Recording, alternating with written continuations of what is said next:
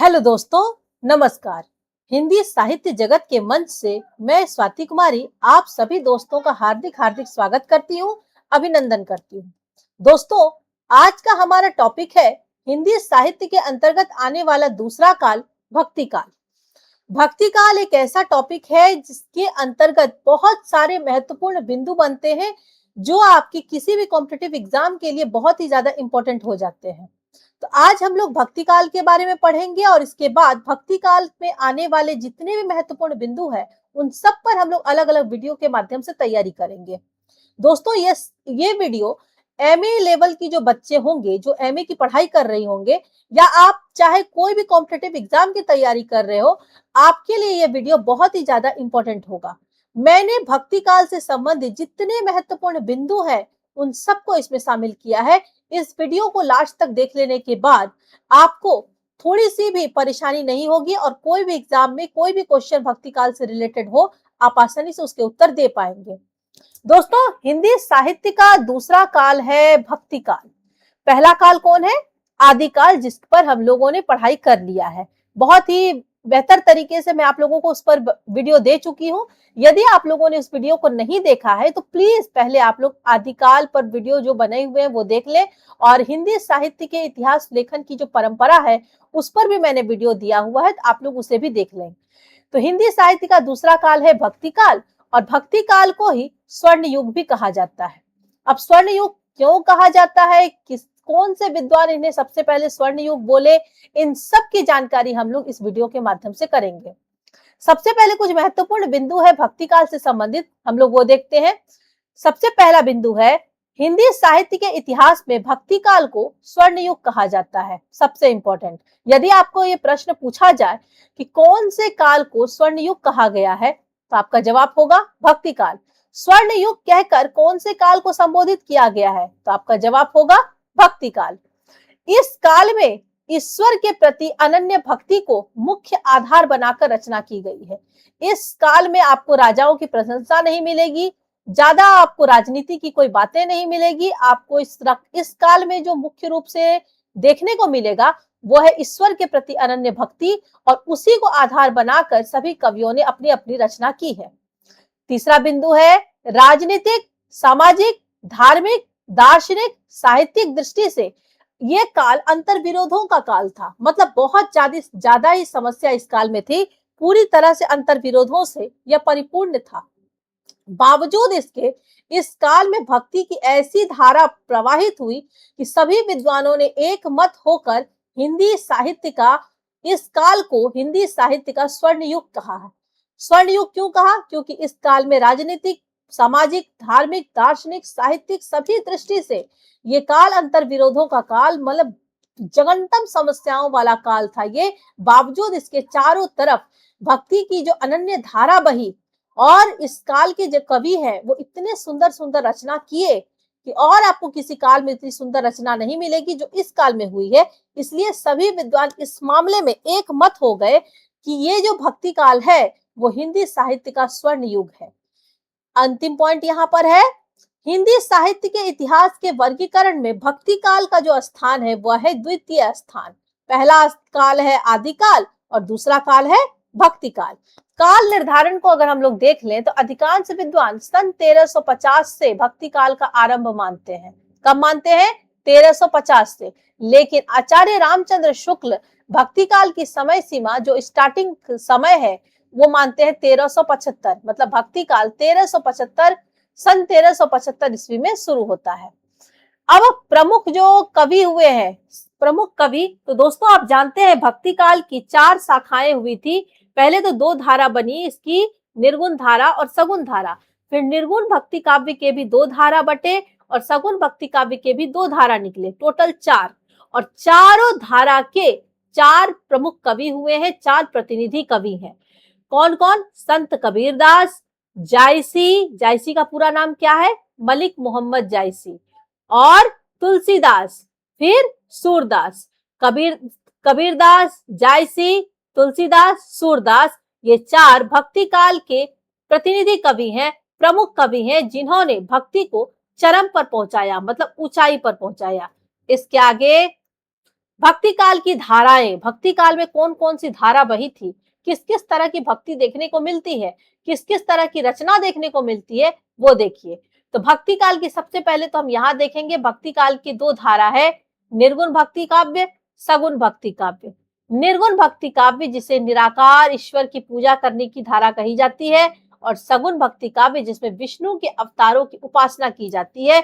एक तरीके से इसको ऐसे समझिए कि निर्गुण भक्ति काव्य जो है उसमें निराकार ईश्वर क्या है, जिन ईश्वर की आकार ना हो, मतलब निर्गुण भक्त जो होते हैं वो मानते हैं, जिस ईश्वर नहीं, निर्गुण भक्त इस बात को मानते हैं ईश्वर निराकार है, ईश्वर का कोई आकार ही नहीं है, वो समस्त गुणों से ऊपर है, उसके किसी एक गुण की चर्चा या उसके सीमित गुणों की चर्चा नहीं की जा सकती है, उसके गुण अपार है, वो सर्वशक्तिमान है, उसका कोई आकार नहीं है, वो निराकार है और संसार के कण कण में व्याप्त है। तो इस तरह की भक्ति जो कर रहे थे वो थे निर्गुण भक्ति। और सगुण भक्ति में अवतारवाद, मूर्ति पूजा, इन सब का समर्थन होता है। और विशेष बात जो इसकी है वो ये कि विष्णु भगवान के दो अवतार राम और कृष्ण की इसमें उपासना की गई है। मतलब जितने भी कवि हुए हैं वो विष्णु भगवान के जो दो अवतार हुए राम और कृष्ण, इन दोनों में बटे हुए हैं। यहाँ देखिए, निर्गुण भक्ति की भी दो धारा बटी, एक हुई ज्ञानाश्रयी शाखा और दूसरा है प्रेमाश्रयी शाखा। आप पिक्चर देख पा रहे हैं, इधर बुक की पिक्चर है, मतलब ज्ञान, इसमें निर्गुण की संतों की निर्गुण उपासना क्या होता है हम लोगों ने समझ लिया। तो जो साधु संत थे वो निर्गुण उपासना करते थे, निर्गुण भक्ति करते थे और ज्ञान मार्ग पर चलते थे। पुस्तक जो कि ज्ञान का प्रतीक होता है, ये बल्ब की पिक्चर है जो कि प्रकाश का प्रतीक है और प्रकाश ज्ञान का प्रतीक है। तो निर्गुण भक्त जो होते हैं, सॉरी, ज्ञानाश्रयी शाखा के जो कवि थे वो संतों की निर्गुण उपासना भी करते थे और ज्ञान मार्ग पर चलते भी थे। निर्गुण भक्ति काव्य की ही दूसरी धारा हुई है प्रेमाश्रयी शाखा, चूंकि इसके नाम में ही है प्रेम, तो इसमें सूफियों, इसमें थे संतों और इसमें है सूफियों की निर्गुण उपासना इसमें देखने को मिलती है। और ये जो सूफी लोग थे वो किस मार्ग पर चलते थे, तो वो प्रेम के मार्ग पर चलते थे, प्रेम को अधिक महत्व देते थे। आप देख रहे हैं यहाँ पर दिल और फूल का पिक्चर है, मतलब ये किसके प्रतीक है, ये प्रेम के प्रतीक है। तो प्रेमाश्रयी शाखा के जो कवि थे वो सूफी लोग थे, वो निर्गुण उपासना करते थे और साथ ही साथ वो प्रेम के मार्ग पर चलकर अपने ईश्वर को प्राप्त करने की कोशिश करते थे। सगुण भक्ति जो कि विष्णु भगवान के अवतारों की उपासना की जाती है, ये इसकी दो धारा हुई है, और पहला है राम भक्ति धारा और दूसरा है कृष्ण भक्ति धारा। तो राम भक्ति धारा जिसमें मर्यादा पुरुषोत्तम राम है और कृष्ण भक्ति धारा जिसमें लीला पुरुषोत्तम श्री कृष्ण है। तो राम भक्ति धारा में जितने भी कवि हुए हैं उन्होंने राम को अपना आराध्य मानकर अपनी कविता लिखी है, और कृष्ण भक्ति धारा में जितने कवि आते हैं वो कृष्ण को अपना आराध्य माने और इस कृष्ण को ही मतलब सबसे बड़ा ईश्वर बताया। और इस तरह के कवि जिन्होंने कृष्ण भक्ति में काव्य लिखे उन्हें कृष्ण भक्ति धारा के अंतर्गत माना जाता है। मुख्य विशेषता क्या है, तो इन चारों ही कवियों में मुख्य विशेषता है कि वो प्रेम, समता, गुरु का महत्व, ईश्वर प्राप्ति का मार्ग, इस पर इन चारों के ही एक मत है। सभी ने प्रेम को महत्व दिया है, सभी ने समता को महत्व दिया है, सभी ने गुरु के महत्व को माना है और सभी ने ईश्वर प्राप्ति के क्या मार्ग हो सकते हैं इस पर विचार किया है। इसके आगे देखें, भक्ति काल की परिस्थितियां। आखिर भक्ति काल में जो हम लोगों ने पढ़ा कि उस समय बहुत ही अराजकता की स्थिति थी, राजनीतिक दृष्टि से, सामाजिक दृष्टि से, धार्मिक दृष्टि से, साहित्यिक दृष्टि से बहुत ही ज्यादा आक्रांताओं का काल था, बहुत ही ज्यादा मुसीबतों का काल था। आखिर क्या था उस समय, उनकी परिस्थितियां क्या थी, हम लोग परिस्थितियों के बारे में जान लें। तो सबसे पहले है राजनीतिक परिस्थिति, राजनीतिक क्या वातावरण था उस समय। तो उत्तर भारत में दोस्तों मुस्लिम साम्राज्य की स्थापना हो चुकी थी, किंतु मुगलों और अफगानों में परस्पर संघर्ष जारी था। मुस्लिम साम्राज्य पूरे उत्तर भारत में था, लेकिन जो मुगल थे, अफगान लोग थे, ये लोग आपस में कंटिन्यू लड़ रहे थे। तो जहां पर दो जगह के साम्राज्य के जो शासक हैं वो यदि आपस में लड़ रहे हो, वहां पर शांति कायम नहीं हो सकती है, और जहां पर शांति ही ना हो वहां पर सुख समृद्धि कैसे आ सकती है। उस समय देश की ये हालत थी कि राजा आपस में ही लड़ रहे थे। दूसरे नंबर पर है दिल्ली पर तुगलक वंश, लोधी वंश, बाबर, हुमायूं, अकबर, जहांगीर और शाहजहां का शासन हुआ। दिल्ली पर जो दिल्ली की तख्त पर जो बैठे वो एक-एक करके कौन-कौन आए, पहले आए तुगलक वंश, फिर हुए लोधी वंश, फिर इधर इनका परिवारवाद चला जिसमें बाबर, फिर हुमायूं, फिर अकबर, फिर जहांगीर और फिर शाहजहां। ये सब के सब एक दूसरे के बेटे हैं। ये आप लोगों ने हिस्ट्री में पढ़ा होगा। तो इन सब का शासन रहा और ये लोग अपने-अपने विचार से देश की राजनीति को घुमाते चले गए। तीसरे नंबर पर है यह काल अशांत और संघर्ष से भरा था। यह काल किस तरह का काल था? पूरी तरह से अशांत था और संघर्ष से भरा हुआ था। हिंदुओं और मुसलमानों में द्वेष बढ़ गया था। हिंदू और मुसलमान के आपस में बहुत ज्यादा लड़ाई बढ़ गई थी। कबीर, तुलसी और सूरदास जैसे कवियों को ना तो सिकरी से काम था और ना ही राजाओं के गुणगान से। वे भक्ति के मार्ग पर अविरल बढ़ रहे थे। कबीरदास, तुलसीदास और सूरदास जैसे जो कवि थे, उनको ना तो सिकरी से, मतलब ना तो उनको सोने चांदी के सिक्कों से, सोने चांदी के सिक्के किसके प्रतीक है? धन के प्रतीक है। मतलब उनको ना तो धन से मतलब था और ना ही उनको राजाओं के गुणगान से मतलब था। मतलब आदि काल में हम लोगों ने पढ़ा कि राजा लोग अपने दरबार में कवियों को रखते थे और अपनी इच्छा अनुसार वे उनसे रचना करवाते थे। अधिकांशतः कवियों की ये काम थे कि वो राजाओं की प्रशंसा में ही काव्य लिखा करते थे और इसके बदले उन्हें बहुत धन दिया जाता था। लेकिन भक्ति काल के कवि झुग्गी झोपड़ियों में वास करते थे। उन्हें धन से कोई लेना देना नहीं था और वे राजा की इच्छा के अकॉर्डिंग नहीं लिखते थे। वो राजाओं का गुणगान करने में अपना समय बर्बाद नहीं करते थे, बल्कि वो समाज में जिस चीज की जरूरत है वो उसी पर अपनी लेखनी चला रहे थे। दूसरे नंबर पर है सामाजिक परिस्थितियां। सामाजिक परिस्थितियां किस तरह की थी? तो 15वीं शताब्दी तक आते आते हिंदू और मुसलमान के बीच सामाजिक भावना का निर्माण हुआ और जीवन के कई क्षेत्रों में वो आदान प्रदान हुआ। 15वीं शताब्दी तक आते आते, जैसा कि मैंने आपको बताया कि बहुत सारे विदेशी आक्रमणकारी आए, यहाँ आक्रमण किए, यहाँ के राजा, उत्तर भारत में पूरी तरह से मुस्लिमों का साम्राज्य हो गया। तो यहाँ पर पहले से हिंदू थे, फिर मुसलमान आकर यहाँ अपना साम्राज्य स्थापित कर लिए। तो एक तरीके से उन दोनों के बीच में एक सामाजिक भावना का निर्माण हो गया। समाज में कैसे उठना बैठना है, कैसे चलना है, कैसे रहना है, इसका निर्माण हुआ। और वो लोग स्टार्टिंग में जीवन के कई क्षेत्रों में अपने विचारों का, अपने चीजों का आदान प्रदान भी करते थे। लेकिन जाति पाति और छुआछूत 14वीं शताब्दी तक कोई कड़े बंधन इन दोनों के बीच में नहीं था, न जाति पाति के बीच में, ना तो हिंदू मुस्लिम के बीच में। लेकिन आगे चलकर 14वीं शताब्दी के बाद छुआछूत, ऊंच नीच और खान पान के बंधन और भी ज्यादा कड़े होते चले गए।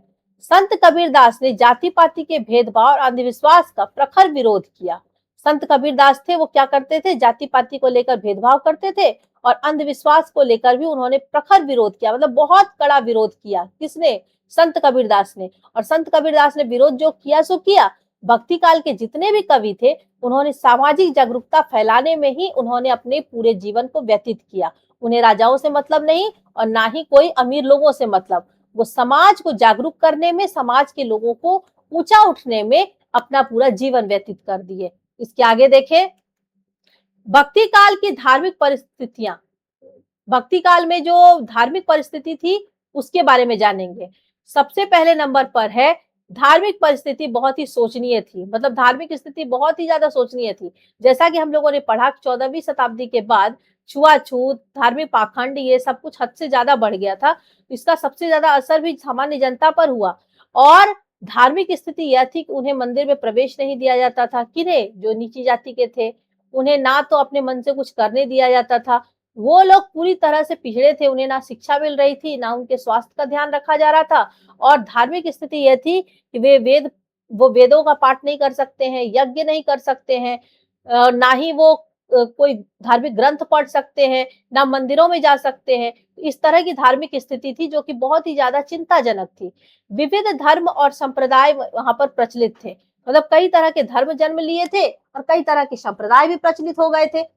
पर समन्वय की भावना दोनों में से किसी में भी नहीं थी। समन्वय मतलब मिलकर चलने की भावना किसी में भी नहीं थी। दूसरे नंबर पर है, वैष्णव धर्म और सूफी धर्म अपनी जड़ें मजबूत कर रहे थे, जबकि बौद्ध धर्म का विकृत रूप उभर रहा था। यहाँ एक तरफ हो रहा था वैष्णव धर्म और सूफी धर्म, वो तो अपनी जड़ें मजबूत कर रहे थे, वो तो दिन प्रतिदिन अपना विकास करने का काम कर रहे थे। लेकिन बौद्ध धर्म का विकृत रूप हर समय उभर कर सामने आ रहा था, क्योंकि लोगों की मान्यता थी कि बौद्ध धर्म मतलब बहुत ही श्रेष्ठ धर्म, जो ना कभी किसी पर हिंसा करता है, ना कभी किसी को चोट करता है, केवल अपने विकास पर ध्यान देता है। लेकिन एक समय के बाद बौद्ध धर्म के भी सिद्धांतों का ह्रास होने लग गया और जब बौद्ध धर्म में ये विकृति आ गई, बहुत ज्यादा ही विकृति, एक गलत भावना उभर कर सामने आ गई, तो लोगों ने बौद्ध धर्म का भी विरोध किया, जिसके कारण उसका कई खंड में टकराव हुआ, या एक कब कह सकते हैं कि बौद्ध धर्म भी आगे चलकर कई टुकड़ों में बट गया। तीसरे नंबर पर है शंकराचार्य और कुमारिल भट्ट ने वैदिक हिंदू धर्म का पुनरुद्धार किया। इसमें सबसे इंपॉर्टेंट नाम है शंकराचार्य और कुमारिल भट्ट ने वैदिक हिंदू धर्म का फिर से पुनरुद्धार किया। ऐसा लग रहा था जैसे हिंदू धर्म पूरी तरह से सो गया हो, वो उठने की शक्ति ही नहीं है उसके अंदर। लेकिन इस बार शंकराचार्य और कुमारिल भट्ट ने वैदिक हिंदू धर्म का फिर से पुनरुद्धार किया, हिंदू धर्म को फिर भी बचाया और जो सही काम उन्हें करना चाहिए उसके लिए उन्हें प्रेरित किया। अगले नंबर पर है वज्रयान में 84 सिद्ध हुए। वज्रयान में कितने सिद्ध हुए थे? 84 सिद्ध हुए थे और 84 सिद्धों में सबसे प्रमुख थे सरहप्पा। अगला नियम है गंगा पंथ, नाथ पंथ मजबूत स्थिति में था, जिसमें गोरखनाथ प्रमुख रहे, नाथ संप्रदाय चलाया। नाथ पंथ तो सबसे ज्यादा प्रमुख स्थिति में थे, मजबूत स्थिति में थे, और जिसमें गोरखनाथ प्रमुख रहे थे। गोरखनाथ ने ही नाथ संप्रदाय की स्थापना की थी और नाथ संप्रदाय की स्थापना करने के बाद जो स्थिति वक्ति काल में इसकी रही नाथ पंथ की, वो बहुत मजबूत स्थिति में थी। इसलिए गोरखनाथ को नाथ संप्रदाय का जन्मदाता भी कहा जाता है। चौथे नंबर पर है साहित्यिक परिस्थितियां। दोस्तों, साहित्यिक परिस्थितियां, जैसा कि मैंने आपको बताया कि इस काल में साहित्यिक दृष्टिकोण को ही देखकर, साहित्य रचना को ही देखकर इस काल को, भक्ति काल को स्वर्ण युग कहा गया, क्योंकि बहुत सुंदर सुंदर साहित्य की रचना इसमें हुई। और वो भी इस स्थिति में जब देश की राजनीतिक, सामाजिक, धार्मिक स्थिति बहुत ही ज्यादा खराब थी, फिर भी इतने सुंदर ढंग से साहित्य की रचना हुई, ये बहुत ही इंपॉर्टेंट है। साहित्यिक स्थिति अत्यंत विशिष्ट और क्रांतिकारी रही, क्योंकि बहुत महान महान कवि इस युग में हुए हैं। भाषा कैसी है? तो संस्कृत के स्थान पर लोक भाषाओं, मतलब एक तरफ अवधी, दूसरी तरफ ब्रज, इनका उदय हुआ। लोग संस्कृत को छोड़कर अपनी अपनी भाषा में काव्य रचना करने लगे, और उसमें सबसे इंपॉर्टेंट भाषा ये दोनों है, जिसमें अवधी और ब्रज। या तो अवधी में लिख रहे थे कवि, या तो ब्रज में लिख रहे थे, ये सबसे ज्यादा प्रचलित भाषा थी। काव्य रूप, काव्य रूप क्या था? तो या तो प्रबंध काव्य लिखे जा रहे थे, या तो मुक्तक काव्य लिखे जा रहे थे, और रचनाओं में धार्मिक दार्शनिक विचारों का समावेश हो रहा था। केंद्र बिंदु, केंद्र बिंदु यदि हम लोग जाने तो दरबारी संस्कृति और राजाओं की प्रशंसा से हटकर लोक कल्याण, ईश्वरीय प्रेम और नैतिक मूल्य को हो गया था। मतलब केंद्र बिंदु पहले के समय में थी राजाओं की प्रशंसा, दरबारी संस्कृति को दिखाना, लेकिन अब परिस्थिति यह थी कि दरबारी संस्कृति और राजाओं की प्रशंसा से लोगों का ध्यान हट गया था और लोग लोक कल्याण या ईश्वरीय प्रेम या नैतिक मूल्य की तरफ आगे बढ़ रहे थे। ये आप लोग समझ गए। साहित्यिक परिस्थिति, बहुत ही ज्यादा विशिष्ट साहित्य की रचना हुई, क्रांतिकारी काव्य की रचना हुई। भाषा कैसी थी? तो भाषा इसमें अवधी और ब्रज भाषा का ज्यादा महत्व रहा, उससे ज्यादा काव्य रचे गए। संस्कृत का स्थान अवधी और ब्रज भाषा ने ले लिया था। काव्य रूप, इस काव्य में प्रबंध काव्य, और इस काल में प्रबंध काव्य और मुक्तक काव्य की ज्यादा रचना हुई है। और केंद्र बिंदु के तौर पर यदि देखा जाए तो दरबारी संस्कृति और राजाओं की प्रशंसा से हटकर ये लोक कल्याण और ईश्वरीय प्रेम और नैतिक मूल्य की तरफ इनका ध्यान ज्यादा चला गया था। इसके बाद देखेंगे दोस्तों, भक्ति काल के संबंध में प्रमुख विद्वानों ने कुछ कथन दिए हैं, कुछ कहा है, हम लोग अब वो जानेंगे, जो कि बहुत ही ज्यादा इंपॉर्टेंट है। आचार्य रामचंद्र शुक्ल जी कहते हैं कि भक्ति धर्म का प्राण है। मतलब धर्म को अगर कुछ सजीव चीजों को में मान लिया जाए तो उसका प्राण क्या है? तो उसका प्राण भक्ति है, और वह धर्म का रक्षात्मक अनुभूति है। धर्म की रक्षा कैसे होती है? भक्ति से होती है। यहाँ पर उसी को डिटेल में बोला गया है कि देश में मुसलमान का राज्य प्रतिष्ठित हो जाने पर हिंदू जनता के हृदय में गौरव, गर्व और उत्साह के लिए कोई अवकाश नहीं रह गया था। हताश जाति के लिए भगवान की भक्ति और करुणा की ओर ध्यान ले जाने के अतिरिक्त दूसरा मार्ग ही क्या था? यहाँ पर रामचंद्र शुक्ल ने कहा है कि भक्ति का जो उदय हुआ, आखिर क्यों हुआ? इसका मूल कारण है कि हमारे देश में मुसलमानी राज्य स्थापित हो चुका था। मुसलमान हमारे देश पर कई बार आक्रमण कर चुके थे और हमारे पूरे देश पर कब्जा करके बैठ चुके थे, और वो आए दिन हिंदू जनता पर, भारतीय जनता पर अत्याचार करते थे, उनके सामने उनके मंदिरों को नष्ट कर देते थे, देवी देवता की मूर्ति को क्षतिग्रस्त कर देते थे, उनके सामने में उनके मंदिर को, उनके आराध्य देवता को नुकसान पहुंचाते थे। तो ये सब देखकर वो बहुत ही ज्यादा दुखी हो जाते थे। और ये जब परिस्थिति था, तो हिंदू जनता को अपने हृदय में गर्व करने के लिए या उत्साह से बनाए रखने के लिए कोई जरूरत समझ में नहीं आती थी कि हम क्यों गर्व करें अपने ऊपर, क्यों हम उत्साह दिखाएं। तो वो हताश थी, वो जाति पूरी तरह से, हिंदू जाति पूरी तरह से हताश हो गई थी। और जब भी कोई इंसान हताश हो या निराश हो, तो वो एक ही के पास जाता है। कौन है वो? भगवान के पास। तो इस कारण रामचंद्र शुक्ल जी कहते हैं, ये जो भक्ति काल हुआ, इतने सारे लोगों ने भक्ति काव्य की रचना की, इसका मूल कारण यही है कि उन लोगों को भगवान के पास आश्रय लेना ज्यादा आसान लगा, क्योंकि कोई भी मनुष्य उसके लिए खड़ा नहीं हो रहा था, उनका सपोर्ट नहीं कर रहा था। भगवान की भक्ति और करुणा की ओर ध्यान ले जाने के अतिरिक्त उनके पास दूसरा मार्ग ही क्या था? दूसरे नंबर पर है doctor George Grierson. Doctor George Grierson, इनका मानना था कि दूसरी तीसरी शताब्दी में कुछ ईसाई पादरी दक्षिण भारत आए और इन्हीं ईसाइयों के उपदेश और प्रभाव से दक्षिण भारत में भक्ति आंदोलन का जन्म हुआ। यहाँ पर ये ईसाई पादरी जो कि इन्होंने कहा कि डॉक्टर जॉर्ज ग्रियर्सन ने कहा कि दूसरी तीसरी शताब्दी में ईसाई पादरी जो कि दक्षिण भारत गए थे और दक्षिण भारत जाकर उन्होंने वहां पर भक्ति का प्रचार प्रसार किया, तब वहां जाकर भक्ति आंदोलन का जन्म हुआ।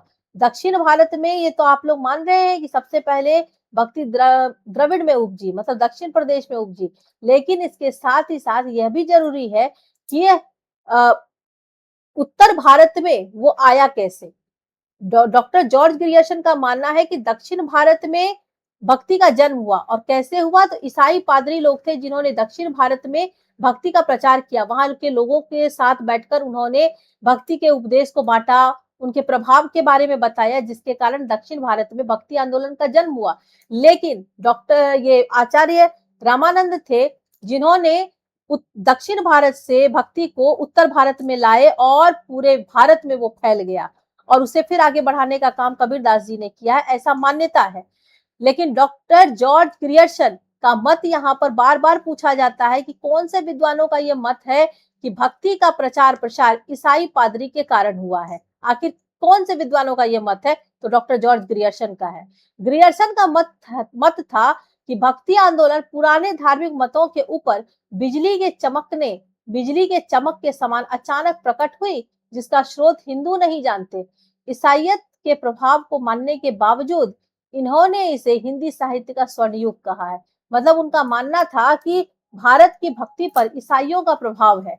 बिजली की चमक के समान ये अचानक से प्रकट हुआ और जिसको ये पूरे भारत में फैल गया, इसका स्रोत हिंदू नहीं जानते हैं। मतलब ये कैसे ये उत्पन्न हुआ, इसके बारे में हिंदुओं को पता नहीं है। लेकिन ईसाइयों का प्रभाव होने के बावजूद भी इन्होंने इस बात को माना कि हिंदी साहित्य का स्वर्ण युग, मतलब भक्ति क्या है? हिंदी साहित्य का ये स्वर्ण युग है। आगे देखेंगे दोस्तों, विद्वानों में दूसरे महत्वपूर्ण विद्वान आते हैं जो कि रामचंद्र शुक्ल जी के हर विचारों को बहुत ही सुंदर तर्क देकर खंडन करने की अपने अंदर क्षमता रखते हैं। और वो है हमारे आचार्य हजारी प्रसाद द्विवेदी जी, जिन्होंने शुक्ल जी के मत का खंडन किया है। तो इन्होंने भक्ति काल के संबंध में जो शुक्ल जी का विचार हुआ कि यहाँ पर मुस्लिम आक्रांतकारी आए, मुस्लिम शासक हुए, उन्होंने हिंदुओं के देवी देवता का अपमान किया, हिंदुओं के ऊपर अनेक अत्याचार किए, इसलिए वो आखिर कर क्या सकते थे? गौरव गर्व के गीत तो गा नहीं सकते थे, तो उन्होंने भक्ति का मार्ग अपना लिया। इस प्रकार भक्ति काल का जन्म हुआ। ये बात रामचंद्र शुक्ल ने कहा। तो उनके उस विचारों का आचार्य हजार प्रसाद द्विवेदी जी ने खंडन किया। वो कहते हैं कि इन्होंने भक्ति काल को एक स्वाभाविक प्रक्रिया माना। उनका कहना है कि मैं इस्लाम के प्रभाव को स्वीकार नहीं करता। यहाँ पर इस्लाम का प्रभाव था इसलिए भक्ति हुआ, मैं इस चीज को स्वीकार नहीं करता हूँ। यदि भारत में इस्लाम नहीं आया होता तो भी भक्ति साहित्य का 12 आना रूप वैसा ही होता जैसा आज है। मैं इस्लाम के महत्व को भूल नहीं रहा हूँ, लेकिन मैं ये बात जोर देकर कहना चाहता हूँ कि अगर इस्लाम नहीं आया होता तो भी इस युग का रूप 12 आना वैसा ही होता। दोस्तों, 1 रुपए में 16 आना होता है और यहाँ पर 12 आना की बात हो रही है, मतलब 4 आना कम करके इन्होंने कहा। मतलब कहीं ना कहीं ये भी इस बात को मानते हैं कि इस्लाम के कारण ही भक्ति का इस तरह का रूप है जैसा कि हमें दिखाया गया है, लेकिन वो पूर्ण रूप से उसको स्वीकार नहीं करते। उनका कहना है कि यदि इस्लाम के कारण भक्ति इस देश में आई तो सबसे पहले उत्तर भारत में आती, क्योंकि उत्तर भारत में इस्लाम का प्रभाव सब बहुत ज्यादा था। सबसे ज्यादा अत्याचार इस्लाम ने, मुसलमानों ने उत्तर भारत में ही किया है। लेकिन भक्ति का जन्म कहाँ हुआ है? सबसे पहले द्रविड़ में जन्म हुआ, दक्षिण भारत में जन्म हुआ। तो यदि इस्लाम के कारण ही भक्ति का जन्म हुआ और भक्ति का प्रचार प्रसार हुआ तो उत्तर में होता, आखिर दक्षिण में क्यों हुआ? तो ये भक्ति अपने आप एक स्वाभाविक विकास हुआ है, इसका स्वाभाविक प्रक्रिया है ये। पहले दक्षिण भारत में जन्म ली, फिर धीरे धीरे ये पूरे उत्तर भारत में फैली। और अगर इस्लाम ना भी आया होता तब भी भक्ति का जो रूप है वो 12 आना वैसा ही होता जैसा पहले था, वैसा जैसा कि आज है। तो इन्होंने इसे भक्ति काल को भारतीय चिंताधारा का स्वाभाविक विकास बताया है। मोनियर विलियम्स के अनुसार भक्ति शब्द की जो व्युत्पत्ति हुई है, जैसे भक्ति शब्द की उत्पत्ति कैसे हुई, तो भक्ति शब्द की व्युत्पत्ति भज धातु से हुई है। ये एक इंपॉर्टेंट चीज है जो आप सुन ली, इसको याद रखिएगा। बहुत सारे एग्जाम में क्वेश्चन पूछे जाते हैं कि भक्ति शब्द की उत्पत्ति किससे मानी जाती है, तो भक्ति शब्द की उत्पत्ति भज धातु से मानी जाती है। और इसको मानने वाले, इस बात को बताने वाले सबसे पहले है मोनियर विलियम्स, ठीक है। और श्वेता श्वेतर उपनिषद में सबसे पहले भक्ति शब्द देखने को मिलता है, उससे पहले कहीं भी भक्ति शब्द को देखने को नहीं मिला है। इस पर आप दूसरा इंपॉर्टेंट चीज यह देखिए, जो कि एक पंक्ति है, गोरख जगायो जोग भक्ति भगायो लोग। तो भक्ति काल में सबसे ज्यादा चर्चा होती है, नाथ पंथ की भी चर्चा होती है, तो उसके प्रणेता माने जाते हैं गोरखनाथ। तो इस पंक्ति में है गोरख जगायो जोग भक्ति भगायो लोग। इस पंक्ति के रचनाकार कौन है? तो अधिकतर लोग कह देते हैं गोरखनाथ, जबकि इस पंक्ति के रचनाकार तुलसीदास है। इस चीज को पूरा याद कर लीजिएगा। मैं आप लोगों को नोट्स देती जा रही हूँ, साथ ही साथ आप लोगों को इंपॉर्टेंट बात भी बता रही हूँ, ताकि आप लोग एग्जाम में इस तरह के प्रश्न आने पर बिल्कुल भी आप लोगों से गलती ना हो। इसके आगे देखें, प्रमुख बातें, इंपॉर्टेंट बिंदु, बहुत प्रमुख बातें और इंपॉर्टेंट बिंदु मैं आपको बता रही हूँ भक्ति के संबंध में। तो सर्वप्रथम भक्ति का जो उल्लेख हुआ है वो कहाँ हुआ है, जिसके बारे में हम लोग पहले बात कर चुके हैं। सर्वप्रथम भक्ति का उल्लेख, भक्ति शब्द का सर्वप्रथम उल्लेख श्वेता श्वेतर उपनिषद में मिलता है। कौन से उपनिषद में मिलता है? श्वेता श्वेतर उपनिषद में। अब भक्ति का उदय स्थल क्या है? तो आचार्य हरजारी प्रसाद द्विवेदी के अनुसार सर्वप्रथम भक्ति का उदय दक्षिण भारत में हुआ है, और इन्होंने निर्गुण व सगुण दोनों का मुख्य लक्षण भगवत विषयक रति एवं अनन्यता माना है। मतलब इनका मानना है कि निर्गुण और सगुण दोनों ही भक्ति को यदि देखा जाए तो इनका जो मुख्य लक्षण है वो भगवत विषयक से मिलता है। भगवत विषयक रति और उनकी जो अनन्य भक्ति का सिद्धांत है, उनसे ये दोनों ही भक्ति के रूप उससे मैच खा जाते हैं। अब एक है नयनार भक्त। तो दक्षिण के शैवों को नयनार कहा जाता है और इनकी संख्या 63 है। और एक होता है अलवार। तो अलवार जो है दक्षिण भारत के उन तमिल कवि संतों को जो कि भगवान विष्णु की पूजा करते थे, भगवान विष्णु के भक्त थे, और इन अलवार संतों की संख्या 12 थी। नयनार भगवान शिव के भक्त थे, इनकी संख्या 63, और अलवार भगवान विष्णु के भक्त थे और इनकी संख्या 12 थी। ये याद रहेगा आप लोगों को, बहुत इंपॉर्टेंट बात मैंने आप लोग को बताया है। अब है आदि आचार्य। तो रामानुज को भक्ति के आदि आचार्य माने जाते हैं। रामानुजाचार्य जो कि रामानंद के गुरु थे और उनको भक्ति का आदि आचार्य माना जाता है। अब वैष्णव धर्म की स्थापना के बारे में सुनिए। तो वैष्णव धर्म की स्थापना करने वाले संत हैं रामानुज, माधवाचार्य, विष्णु स्वामी और निम्बार्क। व्यापकता प्रदान करने वाले जो संत हुए हैं वो है रामानंद, वल्लभाचार्य और चैतन्य महाप्रभु।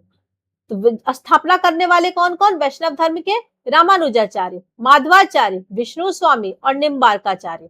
और उस वैष्णव धर्म को व्यापकता देने वाले, मतलब उसका पूरे देश में प्रचार प्रसार करने वाले हैं रामानंद, वल्लभाचार्य और चैतन्य महाप्रभु। इसके आगे देखें, अब किसने क्या कहा, नामकरण के बारे में हम लोग जानेंगे कि भक्ति काल को कौन से आचार्य ने क्या नाम देकर संबोधित किया।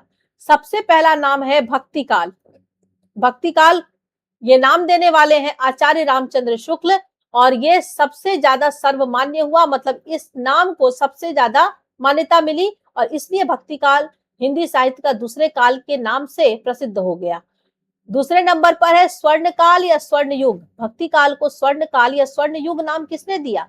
तो डॉक्टर जॉर्ज ग्रियर्सन ने, ये सबसे पहले हैं जो जिन्होंने भक्ति काल को स्वर्ण काल कहा या स्वर्ण युग कहा। दूसरे नंबर पर है डॉक्टर श्याम सुंदर दास, इन्होंने भी भक्ति काल को स्वर्ण काल कहा या स्वर्ण युग कहा। और क्यों कहा? तो इस काल में जो उत्कृष्ट साहित्य की रचना हुई उस कारण से कहा। पुनर्जागरण काल, भक्ति काल को पुनर्जागरण काल कहने वाले हैं आचार्य हजारी प्रसाद द्विवेदी जी। फिर है लोक जागरण काल। लोक जागरण काल किन्होंने कहा? तो डॉक्टर रामविलास शर्मा, जो बहुत बड़े आलोचक है, हिंदी साहित्य के बहुत बड़े आलोचक हैं, और उन्होंने हिंदी साहित्य के दूसरे काल को लोक जागरण काल कहा। उसके बाद है हमारा माध्यमिक काल। माध्यमिक काल कहने वाले कौन है? तो मिश्र बंधु। मिश्र बंधु ने भक्ति काल को माध्यमिक काल कहा है। फिर है पूर्व मध्यकाल। पूर्व मध्यकाल ये है डॉक्टर गणपति चंद्र गुप्त तथा आचार्य शुक्ल, डॉक्टर नगेंद्र द्वारा समय की दृष्टि से। दोस्तों ये सबसे ज्यादा इंपॉर्टेंट है, पूर्व मध्यकाल। भक्ति काल का एक नाम पूर्व मध्यकाल भी है। पूर्व मध्यकाल और उत्तर मध्यकाल। पूर्व मध्यकाल भक्ति काल को कहा गया है और उत्तर मध्यकाल रीति काल को कहा गया है। तो पूर्व मध्यकाल ये नाम देने वाले डॉक्टर गणपति चंद्र गुप्त भी है, आचार्य रामचंद्र शुक्ल भी है और डॉक्टर नगेंद्र भी है। अब आप कहेंगे कि आचार्य रामचंद्र शुक्ल ने तो भक्ति काल कहा है। भक्ति काल कहा जरूर है, लेकिन उन्होंने भक्ति काल और रीति काल को दो भागों में बांटा है। एक है पूर्व मध्यकाल और दूसरा है उत्तर मध्यकाल। पूर्व मध्यकाल को फिर उन्होंने नाम दिया कि ये भक्ति काल है। इस तरीके से उन्होंने एक्सप्लेन किया है। उसके आगे देखें, भक्ति काल के उदय संबंधी विचार।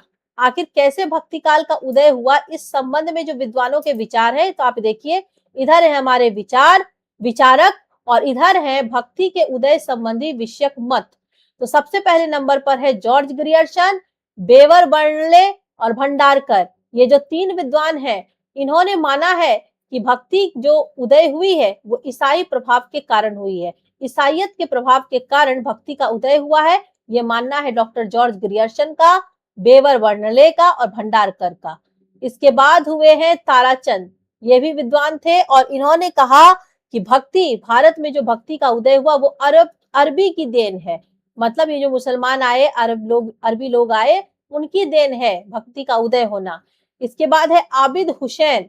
आबिद हुसैन का कहना है कि मुस्लिम संस्कृति के संपर्क का परिणाम ये भारत की भक्ति काल है। अगर मुस्लिम संस्कृति ना आई होती तो भक्ति काल का जन्म नहीं हुआ होता। इसके बाद उदय और महत्व पर जो प्रमुख कथन है वो उसका क्या, इस पर हम लोग एक बार नजर देखेंगे कि उदय और महत्व पर जो प्रमुख कथन कही गई है वो क्या है। तो मिश्र बंधु महत्ता को रेखांकित करते हुए कहते हैं कि अपने पौरुष से, यहाँ पर रॉ दो बार आ गया, इसे काट देंगे। मिश्र बंधु कहते हैं अपने पौरुष से हताश जाति के लिए भगवान की भक्ति और करुणा की ओर ध्यान ले जाने के अतिरिक्त दूसरा मार्ग ही क्या था।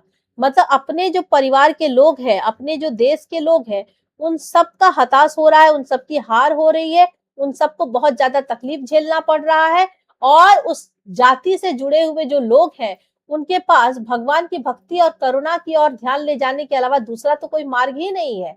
दूसरे नंबर पर है डॉक्टर राम कुमार वर्मा। वो शुरुआत को स्पष्ट करते हुए कहते हैं कि कबीर इस काल के प्रथम और सर्वश्रेष्ठ कवि हैं जिन्होंने निर्गुण ब्रह्म का साक्षात्कार किया। मतलब ये कबीरदास को पूरे भक्ति काल का सबसे प्रथम कवि मानते हैं और सर्वश्रेष्ठ कवि मानते हैं। और इन्होंने कहा कि ये एक ऐसे कवि हैं जिन्होंने सबको, सभी इंसान को निर्गुण ब्रह्म का साक्षात्कार करवाया कि निर्गुण ब्रह्म भी होते हैं जिनका ना कोई आकार है, ना कोई स्वरूप है, ना कोई गुण है। वो संसार के कण कण में व्याप्त है और संपूर्ण सृष्टि आज उनकी शक्ति से ही चलती है, लेकिन उनका कोई आकार नहीं है। इसके आगे अब है हमारा निर्गुण भक्ति काव्य में दो धारा, ज्ञानश्री शाखा और प्रेमाश्री शाखा।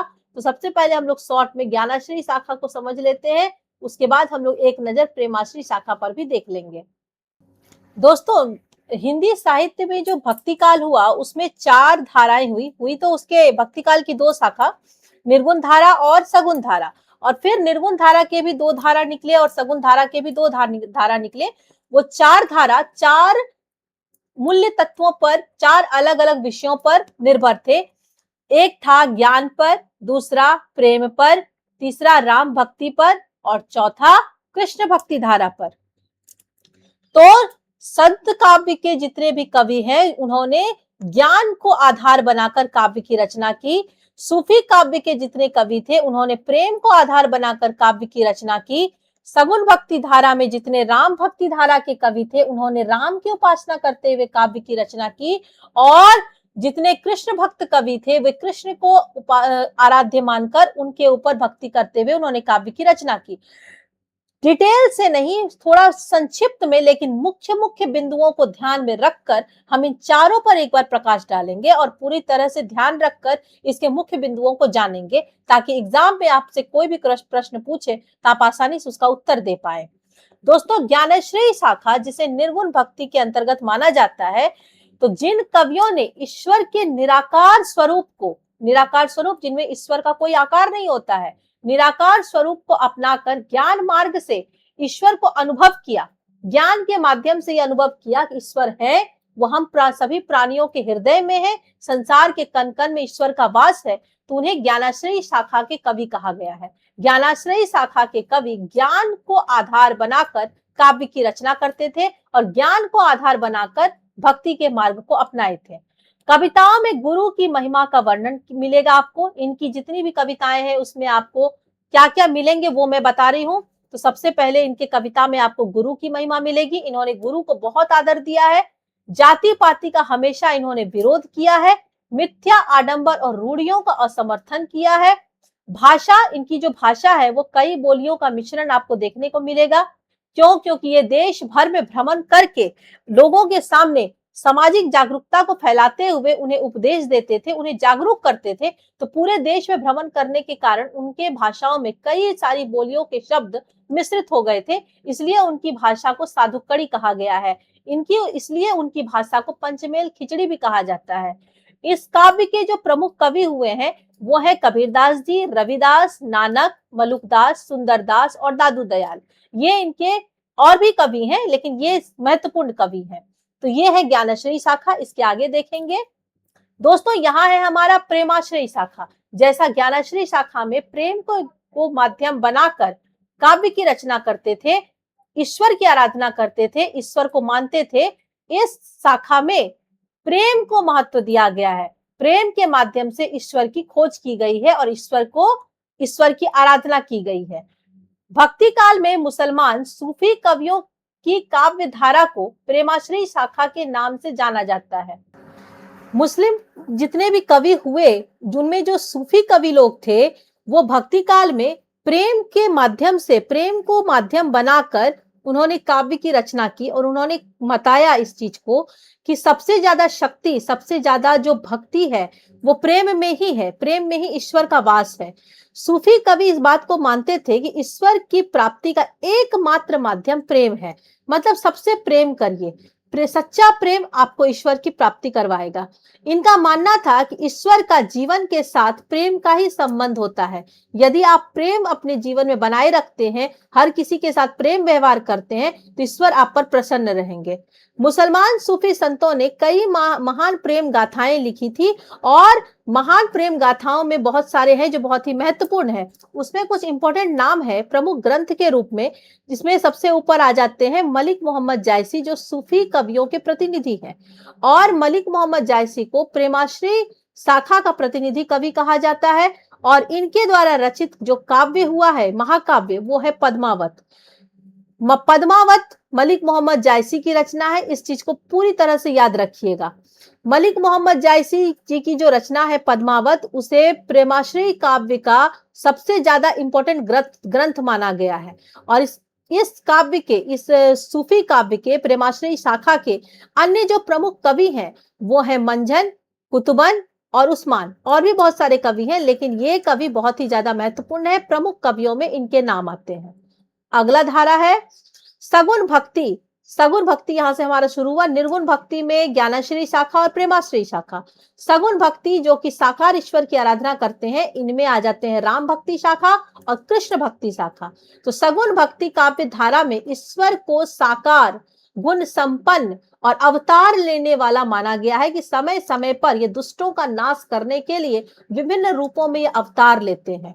कवियों ने आराध्य के रूप में सौंदर्य व लीलाओं का भावपूर्ण वर्णन किया है। इसमें दो शाखा हुई है, राम भक्ति शाखा, कृष्ण भक्ति शाखा। जो राम भक्ति शाखा के कवि हैं वो केंद्र में मर्यादा पुरुषोत्तम भगवान श्री राम को रखते हैं। उपासना के रूप में जिनकी ये भक्ति करते हैं वो उनको बताते हैं कि राम जो है वो ईश्वर के लोक रक्षक है और मर्यादावादी रूप की वो उपासना करते हैं। मतलब वो राम के ईश्वरवादी, ईश्वर के जो लोक रक्षक रूप है और उनके जो मर्यादावादी चरित्र वाले जो रूप है उनकी वो उपासना करते हैं। और इस शाखा के प्रमुख कवि सबसे पहले तो आ जाते हैं गोस्वामी तुलसीदास, जो कि राम भक्ति शाखा के प्रतिनिधि कवि हैं। उसके बाद नाभादास, अग्रदास आदि बहुत सारे कवि हैं इस शाखा के, जो कि प्रमुख कवि के रूप में जाने जाते हैं। कृष्ण भक्ति शाखा तो केंद्र में आ जाते हैं लीला पुरुषोत्तम श्री कृष्ण, मतलब श्री कृष्ण की ही आराधना इस काव्य के, इस शाखा के कवियों ने किया है। उपासना के रूप में जो ईश्वर के जो लोकरंजक रूप है, मतलब कृष्ण का जो लोकरंजक रूप है, साथ ही साथ उनका जो प्रेमी रूप है, जो गोपियों के साथ लीलाएं करते थे, राधा जी के साथ जो उनकी प्रेम का रूप है, उनकी उपासना उन्होंने की है। और साथ ही साथ उनका जो बाल लीलाधारी रूप है, जो जिसके सभी उनके भक्त हैं, सभी उनके बाल रूप के प्रति आकर्षित हो जाते हैं, उसकी आराधना। मतलब कृष्ण भक्ति शाखा के जितने कवि हुए हैं वो कृष्ण के लोकरंजक रूप, उनका प्रेमी रूप और उनका जो बाल लीलाधारी रूप है उनकी वो आराधना करते हैं। प्रमुख कवि के रूप में सूरदास जो कि प्रतिनिधि कवि है, मीराबाई, रसखान और वल्लभाचार्य जी आदि कवि, बहुत सारे कवि हैं इस शाखा के, जो कि कृष्ण भक्ति शाखा के प्रतिनिधि कवि हैं या प्रमुख कवि हैं। इसके आगे देखेंगे सगुण भक्ति काव्य धारा की प्रमुख विशेषता क्या है। तो इसमें सबसे पहली विशेषता है साकार ईश्वर में विश्वास। मतलब ईश्वर के एक निश्चित रूप, आकार और गुण की यहाँ पर चर्चा होती है, उसी को आराध्य मानकर, उसी को माध्यम बनाकर ये ईश्वर की आराधना करते हैं और काव्य की रचना करते हैं। दूसरा है अवतारवाद और लीला को इन्होंने महत्व दिया है। मतलब इनका मानना है कि भगवान जो है अवतरण होते हैं और उनकी लीलाओं को वो अत्यधिक महत्व देते हैं। समय समय पर ये दुष्टों का नाश करने के लिए, भक्तों की रक्षा करने के लिए ये अवतार लेते हैं और विविध लीलाओं के माध्यम से अपनी भक्ति दिखाते हैं, अपनी भक्ति का प्रचार करते हैं, अपनी शक्ति का प्रचार करते हैं। तीसरा है लोक भाषा का प्रयोग। मतलब इस काल के जितने भी कवि हुए हैं इन्होंने संस्कृत भाषा को छोड़कर जन साधारण की भाषा, अवधी भाषा, ब्रज भाषा, ये किस तरह की भाषा थी? ये जन साधारण की भाषा थी। अवधी अवध प्रदेश में बोली जाती थी और ब्रज प्रदेश में, इनका उन्होंने प्रयोग करके लोगों तक अपनी बात पहुंचाई और उत्कृष्ट प्रयोग के द्वारा इनकी जो काव्य हुए वो जन जन तक प्रचलित हो गए। भावनात्मक भक्ति, हृदय के सच्चे भावों और समर्पण को इन्होंने सर्वोपरि रखा है कि हृदय से, हमारे मन से जिसके लिए भक्ति निकल रही है हम उसी की आराधना करेंगे, उसी के प्रति अपने आप को समर्पित करेंगे। 5वें नंबर पर गुरु की महत्ता।